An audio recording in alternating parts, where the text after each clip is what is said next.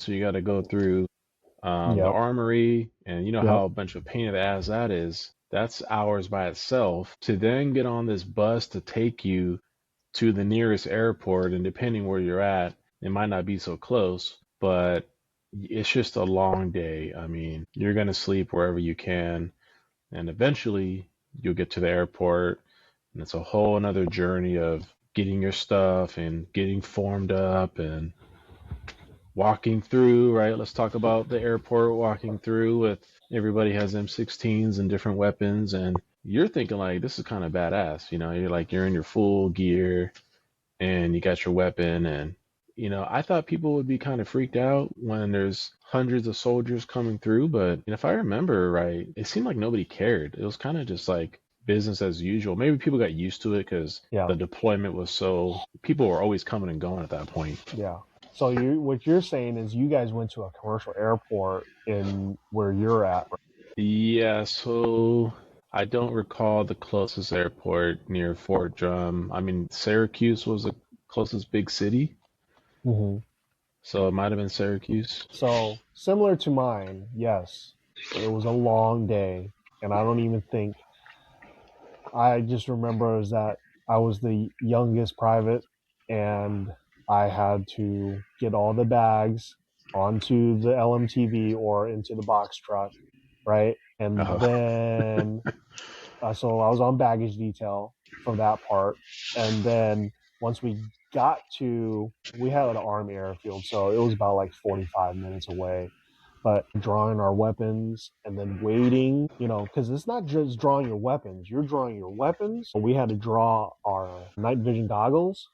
oh We yeah. had to, certain people had to draw, heavy machine guns, right? And Hmm. then 9 mil. So it's basically clearing out the whole armor so that there's nothing left, right? Everybody has an assigned weapon and all of the stuff that we're carrying. This is already extra uh, 50, 60 pounds that we're carrying on top of our other items, right? Yeah. So, but we get to the Army airfield and then download it from the box truck or LMTV and then putting it underneath the commercial airplane, right?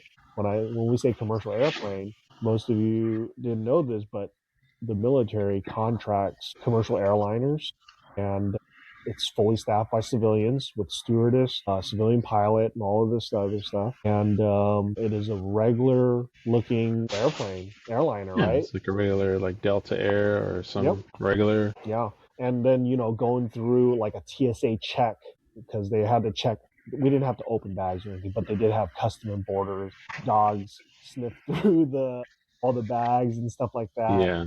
And we each of us has to get weighed. And then I'm like, man, this is crazy that we have to go through this type of security. And then, but we have our ammo. I mean, we have our weapon system with us getting on this plane, right? So it is definitely something that I did not enjoy at all.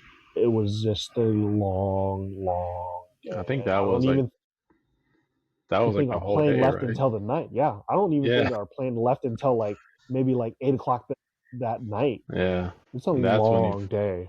and that's when you finally by then you're tired. And I don't remember eating, or if it was just like eat when you can, like an MRE.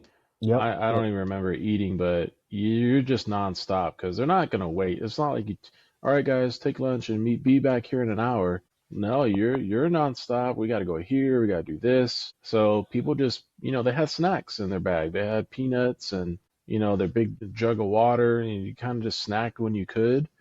And yeah, once you got on the plane, then you had a long flight, right? I mean, for me to fly out from New York, there was no other, layover. It was just you're going over the ocean at that point, and you got at least 10 hours before you yeah. get to Ireland or some other place.